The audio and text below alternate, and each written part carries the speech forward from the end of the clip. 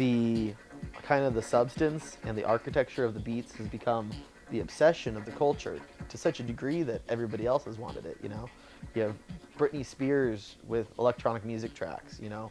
Straight up, it's electronic music with a pop beat. Lady Gaga, whatever else.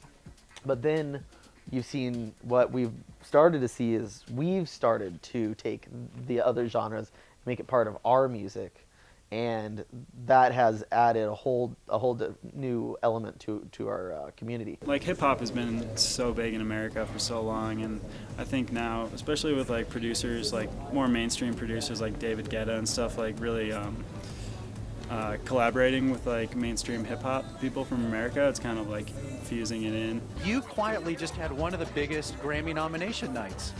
5 nominations, guys! Crazy. Come on. I'm so happy. Beyonce had 10, Taylor Swift had like 8. You had, that's crazy. 5, 6 nominations tonight? Yeah, it's crazy.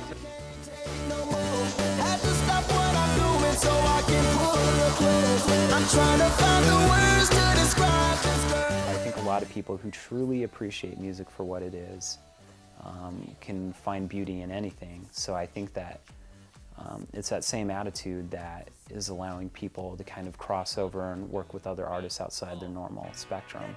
You know, it's all about recreating and reinventing and taking something familiar and evolving it to something new.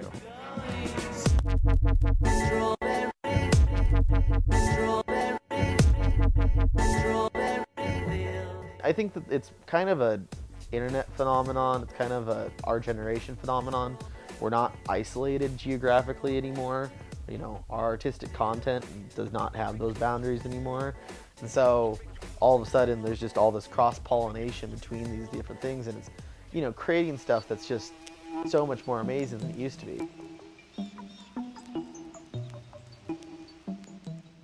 The Whomp truck. The Whomp truck is it's a 1984 Chevy G30 step van with about 6,000 watts of JBL PA equipment and a full DJ booth.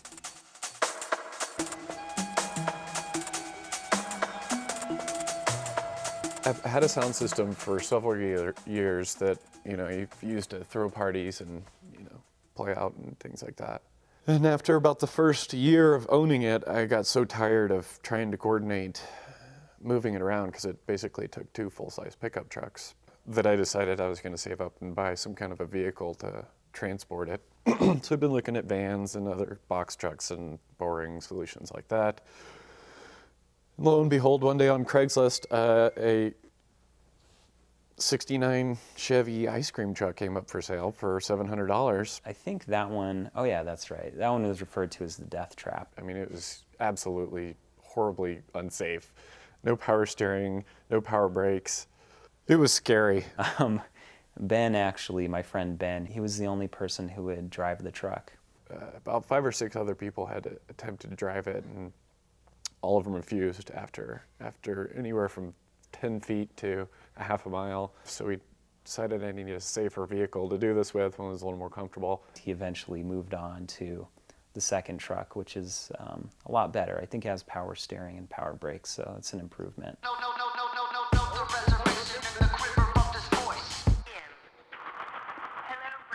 So we had been using the truck to move sound around, and had been at a couple different weird warehouse parties that were big where we could actually drive it inside the warehouse. And we decided that we should fill up the back of the truck with some speakers and go play some music on First Fridays and see what happens. And so we did it.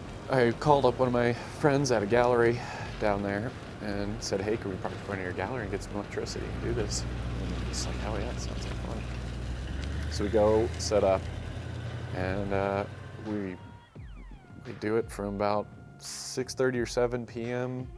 to about 11 o'clock. And the first hour, we got a lot of really odd looks. People were walking by and kind of just really puzzled, you know, looking inside the truck. But after about 2 hours of playing and building up, kind of progressively playing more and more aggressive and crazier music, we started to amass a crowd. And it got bigger and bigger and bigger, and eventually by about 9:30 or 10, we had about 100 people on both sides of Santa Fe. Louder! Okay, that's not very loud.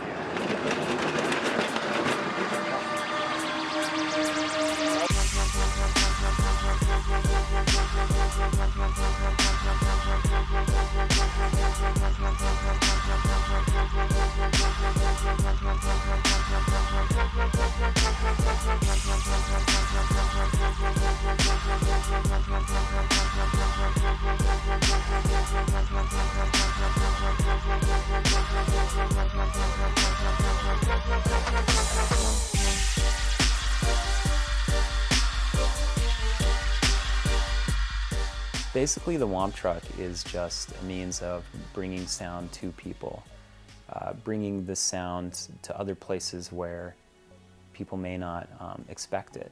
And I think that's always good when you catch people, like I said, when you catch people outside their comfort zone, it kind of gets them to open up their minds a little bit. So it's fun to have a little dance party on the sidewalk instead of in a dark warehouse. And it also helps reframe things in a different social context, because when you could see that it's just people listening to music and having a good time out in the middle of the street, there's nothing to hide. And you know, I think people are a lot more receptive in that case. They don't think of it as some dark rave where people are doing these weird things. They see that as just people enjoying music instead. I will turn